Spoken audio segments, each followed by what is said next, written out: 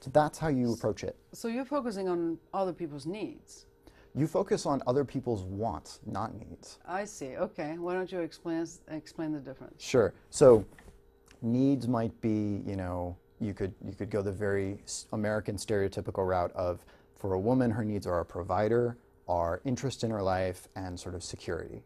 There's a lot more than that, but that's a stereotypical example. And you're then going to say, well, okay, I can meet these needs. So can almost every other man. That's not interesting, and it's not actually going to make you stand out. Instead, what you want to be looking at is, what does she want that I can provide? It doesn't have to be truly unique. You don't have to be, the #1 X, the #1 Frisbee player, the #1 earner at a company.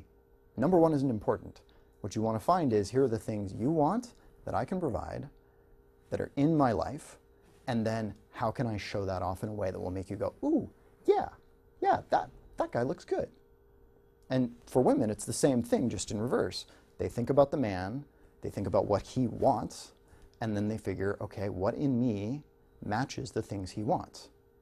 And obviously, that is not just physical, that's emotional, that's mental, that's about your interests and your passions and your tastes. For everybody, you take those things, those sort of lists of, here's what the person I want wants, and then you say, okay, I'm going to pick a photo about that, I'm going to put something in my profile about that, I'm going to put these things in. And particularly for men, you want to give as many, actually, I should say, a number of reasons to say yes, and as few reasons to say no as possible. So with everyone, you want to avoid very stereotypical things. So for men, that's things like no fishing, no shooting, no hunting, don't talk about video games, probably don't talk about sports. Because all of those things are very masculine, and so they're just not that interesting, and they can actually be very unattractive. For women, it's things like lots of shoes and fashion, lots of cooking, lots of sort of emotional, not exploration, because that can be attractive, but emotional lack of control.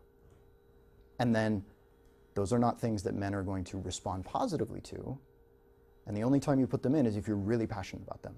If you are actually a pro video game player, you should put that in. If you're a model and fashion is important to you because that's your job, then you should probably put that in. But most people shouldn't have either of those things in general.